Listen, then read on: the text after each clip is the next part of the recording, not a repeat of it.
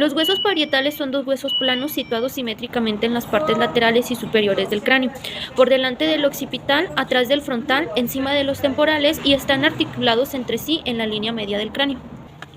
Cada uno de ellos presenta dos caras, una interna y una externa. La externa es la exocraniana y la interna es la endocraniana.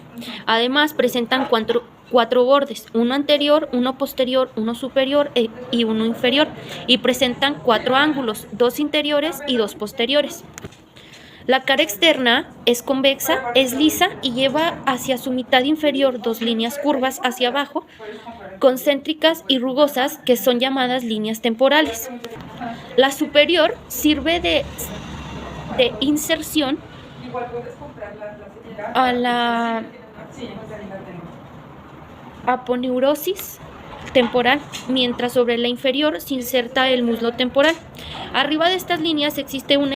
La cara interna es cóncava, sobre todo hacia la parte media, donde se forma la fosa parietal, que se corresponde exteriormente con la jiba parietal.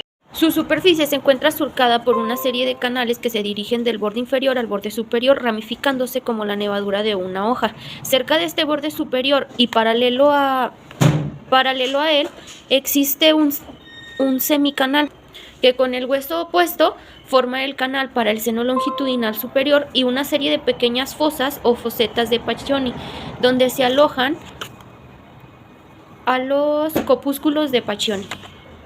En el tercio medio del canal existe un orificio o agujero parietal por el cual pasa la vena emisaria del Santorini. El borde superior dentado y biselado, a excepción de su cara interna, se articula con el borde superior del parietal del lado opuesto, formando su sutura interparietal o sagital. El borde inferior es cóncavo y biselado en sentido contrario al superior y se articula con la escama del temporal. Los bordes anterior y posterior son dentados, pero el primero, que se articula con el frontal, es casi rectilíneo y el segundo, que lo hace con el occipital, es convexo. En sus ángulos, que es el ángulo antero-superior, es casi recto y corresponde a la unión de las suturas sagital y coronal, conocida con el nombre de bregma, y se articula con el hueso frontal y con el parietal del lado opuesto. El ángulo antero-inferior es más agudo de los cuatro ángulos, pero de vértice truncado. En su cara interna comienza el canal de la arteria meningia y se articula con el frontal y el ala mayor del esfenoides, originando la sutura llamada peterion. Al ángulo posterior superior corresponde la unión de la sutura sagital y lamboidea, constituida por la unión de dos parietales y del occipital. Por último, el posterior inferior penetra entre la escama del temporal y la parte posterior de la región mastoidea del occipital, formando con la intervención del occipital la sutura denominada asterium. Los huesos temporales están situados en la parte media de la base del cráneo, extendiéndose por las caras laterales de este. Cada uno de ellos se articula por delante con el esfenoides, por detrás con el occipital y por arriba con los parietales.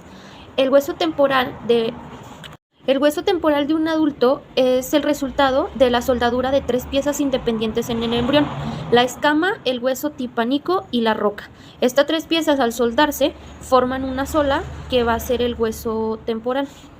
La escama del temporal es de forma semicircular y muestra una cara externa y una cara interna. La cara externa es lisa y casi plana y va cubierta por el músculo temporal. En ella se pueden observar surcos que son producidos por las arterias temporales profundas. En la parte inferior queda separada de la superior por la apófisis cigomática. Se distingue en esta dos porciones, una libre o apical y otra implantación o basal. La porción libre es alargada de adelante a atrás, aplanada y transversalmente, y tiene la cara externa donde se inserta el músculo macetero.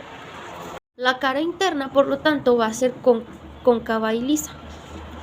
La porción mastoidea está colocada en la parte posterior inferior del temporal, atrás del conducto auditivo externo. Se dirige en ella una cara externa y una interna y un borde circunferencial. La porción petrosa del temporal tiene forma de pirámide cuadrangular con base vuelta para afuera y atrás, en tanto de que el vértice truncado se dirige hacia adentro y delante. Posee cuatro caras, cuatro bordes y una base y un vértice.